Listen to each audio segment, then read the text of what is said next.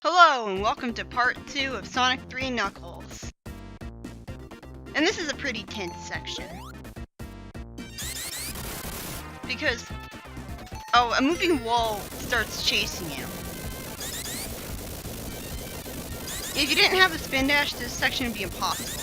And in Sonic 3 alone, there's a spring there that sends you back. And it makes it a lot more tense because you're practically guaranteed to have the moving wall right up next to you. If you move fast enough the previous time, then you would have been able to... Well, you can get this section done faster than I did.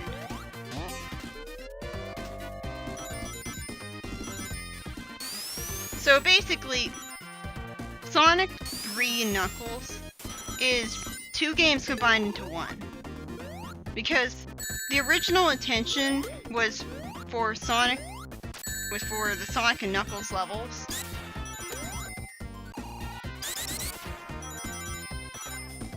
Basically, due to time constraints, they couldn't have all of the levels of Sonic and Knuckles in Sonic 3. I mean, they sort of had it programmed in, but they didn't finish everything. So they had to release 2 cartridges, Sonic 3 and Sonic and Knuckles. Sonic and Knuckles had lock-on technology where you could lock on a different Genesis cartridge onto it to varying results. And as a result, you could lock on Sonic 3 to Sonic and Knuckles, and you would get the full experience as it was intended, Sonic 3 and Knuckles. I think they should have just called it Sonic 3, but whatever. Sonic 3 is my favorite. I prefer Sonic 3 over Sonic and Knuckles. I mean, it's got the perfect level design.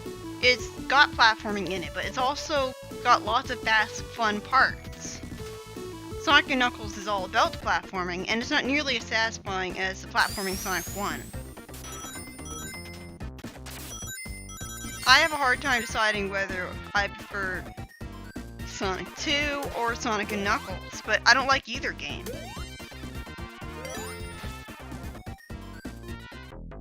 It took a long time for me to warm up to Flying Battery Zone in Sonic and Knuckles.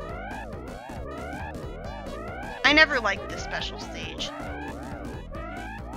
It seems like there's only 2 different parts of the circles that you could be at. So it's down to luck whether you can manage to make it up there or not. I'll show it off more in depth in an extra video.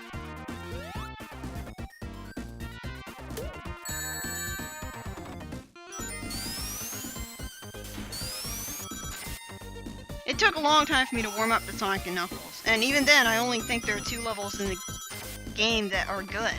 I think the first level of Sonic and Knuckles should have been the first level of Sonic 3 in general. And Flying Battery Zone, I hated when I first played it, and when I second played it, and when I third played it. It took me until the 4th playthrough for me to finally start enjoying it. And that's not a sign of good design. And sometimes I'll hate this level as well, even though I usually love it, because it's really frustrating losing all your lives to the boss and then you have to do the whole level again, as fun as it is. And the boss of here is really frustrating. I do like those parts though, because all you have to do is hold up and press A and you'll keep the fast pace going. I hate this boss with every passion in my soul. And look, why did I die there?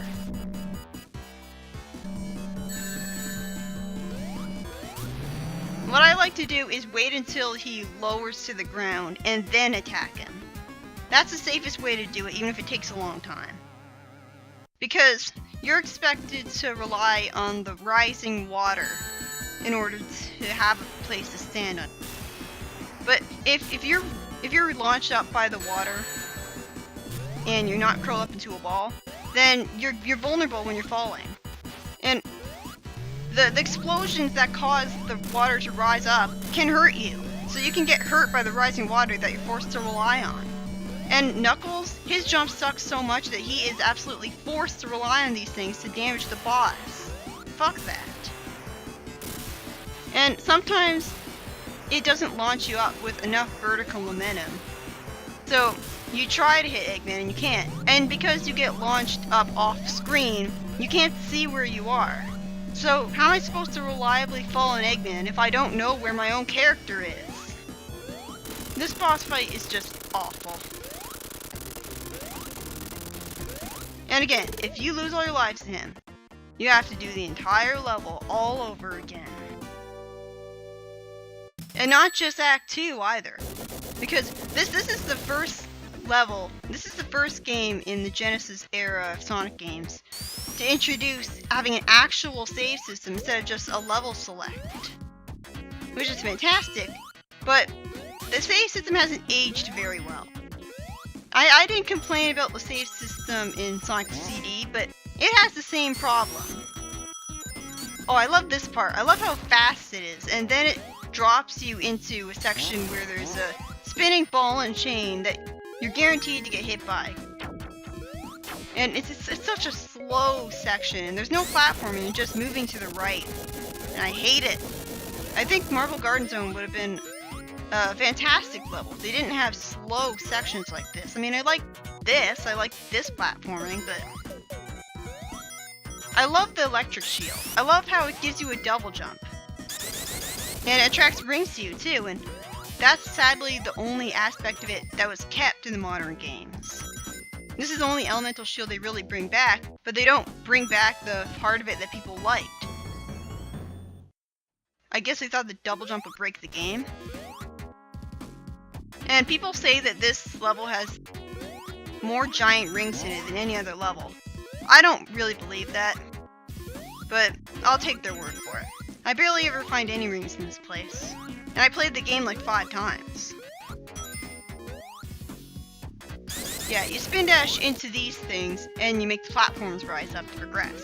And if you're standing on top of them when you spin dash on them, you actually get launched, and it's pretty cool.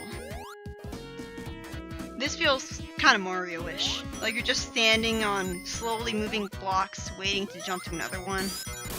And this is kind of awkward because there's all these spikes everywhere and you have to jump off them. You just have to jump over them on slopes. I've heard that Sonic's pupils disappear when he's on those things. Oh yeah, there's also the oil from Oil Ocean Zone here, although it's a lot browner. I guess Eggman's polluting this place, and it makes me wonder why Knuckles isn't objecting to it. I mean, how could he not notice that? I mean, he's working alongside Eggman, because Eggman told him that Sonic and Knuckles were a threat. I hate those enemies. I really do. But yeah, the problem I have with save systems in this game is that you can't start from any act you want. You can only start from Act 1. You can only start from Act 1 and not Act 2. And I mean, it's fantastic that you don't have to play the whole game again, don't get me wrong, but it's still really frustrating losing all your lives and having to redo an entire act again, especially because the levels in this game are extremely long. Like, it makes it incredibly unacceptable that they have a time limit, because it's very easy to run out of time, because you spend like 10 minutes in a level, and then all of a sudden, whoops, you're out of time. Gotta do the whole level again. I'm not really sure if the timer resets after you reload from a checkpoint. I mean, it would suck if it didn't. Especially because you'd hit a checkpoint right before a boss, but the timer's too high up, so you essentially made the level unwinnable. Yeah, some of the level doesn't really make it clear which walls can be destroyed with spin dashes and which ones you need the spinning tops to destroy. And I kind of like and hate the spinning tops because I love how fast they move on the ground, but in the air they're dreadfully slow. And there's also the fact that when you're moving the spinning tops in the air, they have this really awkward controls where they're always moving up as well as moving forwards, and they've got slippery momentum too. So you've got to hold back on the directional pad in order to keep them from sending you into spikes. It's awkward to control. But yeah, later Sonic games would fix the problem of not being able to start from Act 1. Like, Sonic Advance 1 let you start from any act of the level you wanted. And that was great. That's what they should do.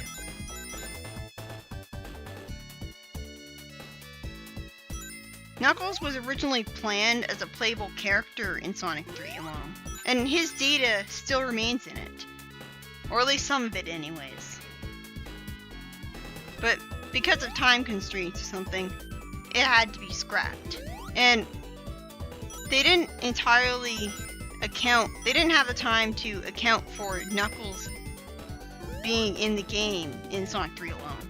It was only in Sonic and Knuckles that they altered the Sonic 3 levels so that Knuckles could beat them with his crappy jump. Yeah, this special stage is really tense. Again, it's really easy to get lost and have no idea where you are. And I was so panicked that I was pause scumming at this point. You probably noticed by now that Knuckles has yellow socks in the cutscenes. Originally, Knuckles was supposed to be wearing green socks, but he was forced to wear yellow socks in the cutscenes of Sonic 3 because his green socks would have messed with the palette of the game by turning the color of the HUD at the corner of the screen green. Like, you see the words score and time and rings there? They would have been green if Knuckles had green socks. When you actually play as Knuckles, his socks are green though. I don't mind when clothes are a different color on a character than usual. I mean, it's not like they have his fur be the completely wrong color. I mean, if his fur was blue, then that would be kind of stupid. So I don't mind the fact that he has yellow socks.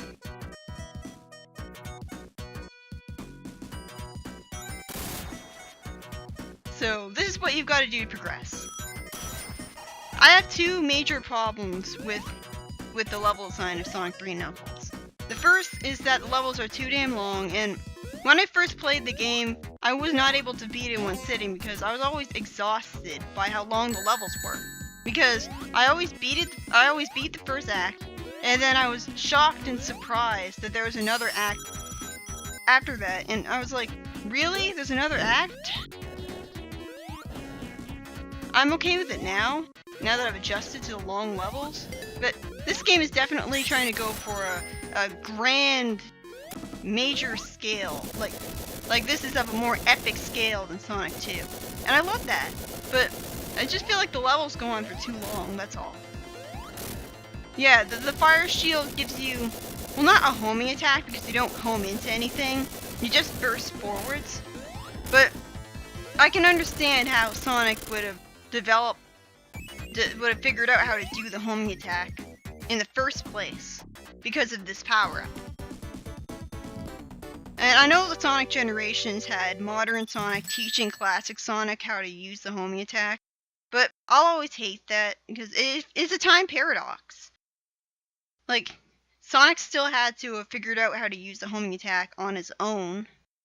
So, again, classic Sonic probably figured out how to use the homing attack in the first place on his own by thinking about what he did with the fire shield, and later the golden shield in Sonic 3D Blast, which was a homing attack in the traditional sense of the word.